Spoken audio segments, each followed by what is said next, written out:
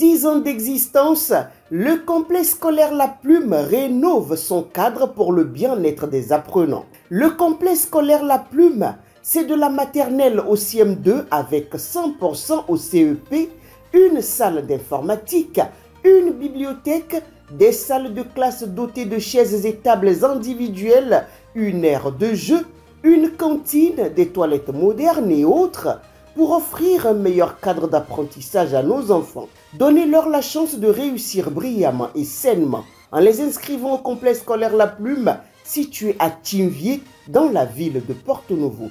Contact 00229 61 16 96 69 ou encore 00229 99 15 40 30. Au complexe scolaire La Plume, nous formons réellement l'élite de demain.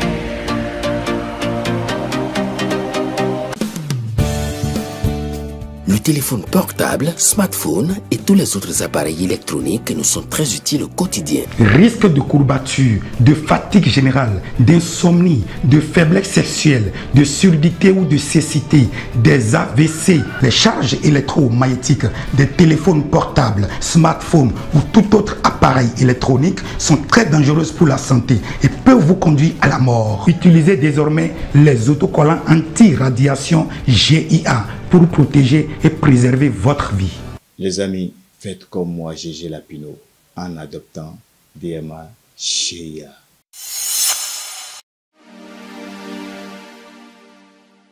Amis internautes de Guérite TV Monde, les lecteurs de Matin Libre, bonjour. Bienvenue dans la revue des titres de votre quotidien, le dernier numéro pour le compte de ce mois d'août. À la manchette de votre quotidien, un hommage mérité en l'honneur de l'homme d'affaires Razaki Babatunde. Grand investisseur et homme de grand cœur, Babatunde Razaki Olof dit « Il était une fois écrit mon confrère. Boni Yaye proche de l'homme jusqu'à sa mort », s'exclame-t-il. Des témoignages de ses proches. Sur Bouraïma Audio, je plains encore la disparition de cet homme de grand cœur. Mouf Liadi, c'est un monsieur très loyal qui a toujours tenu parole. Christine Wensavi, j'avoue que c'est un homme très intègre, rapporte mon confrère. Quant à Tibus Adagbe, il était très patriote, témoigne-t-il. Dimanche 25 août 2024, Razaki Babatunde Olof Ndi, PDG du groupe Tunde, s'est éteint des suites d'une longue maladie à l'âge de 68 ans. Grand investisseur et entrepreneur à succès, l'homme de l'au-delà peut bien se targuer d'un parcours inspirant. Affaibli par une maladie qui finira par l'arracher au peuple béninois, celui que les Béninois connaissent sous le nom Tunde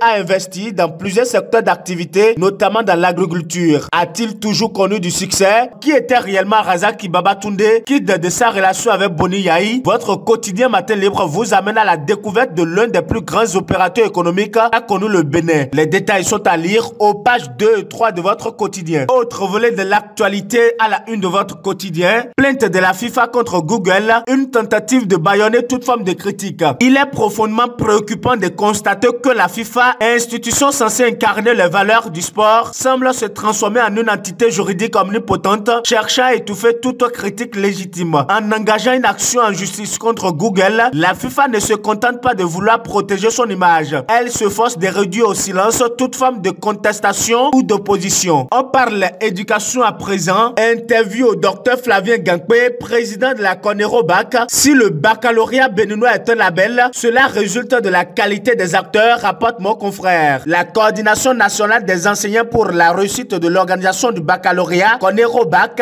est une association de professeurs du secondaire et du supérieur impliqués dans la gestion du baccalauréat. Présidée par le docteur Flavien Gankwe, cette organisation tient annuellement sa rencontre statutaire qu'est le Conseil supérieur. C'est dans le cadre de cette concertation d'acteurs du secteur de l'éducation que cette interview a été réalisée. L'intégralité à lire à la page 7 de votre journal. Dernier titre à la une de votre quotidien, inauguration de modules de classe au complexe scolaire d'Itaraka. NOCIBS a investi et s'investit dans l'éducation béninoise. Les populations d'Itaraka, dans l'arrondissement d'Ikpile, commune d'Adjawere, peuvent s'estimer heureuses. Et pour cause, leur complexe scolaire bénéficie de la part de la nouvelle cimenterie du Bénin, NOCIBS, de 2 modules de 3 classes avec bureaux et magasins équipés équipés. L'inauguration officielle de ces joyaux a été faite ce jeudi 29 août 2024 en présence d'autorités à divers niveaux. Amis internautes de Guérit TV Monde et lecteurs de Matin Libre, ainsi s'achève la revue des titres de votre quotidien en sa parution de ce vendredi 30 août 2024. Merci de nous avoir suivis. À très bientôt.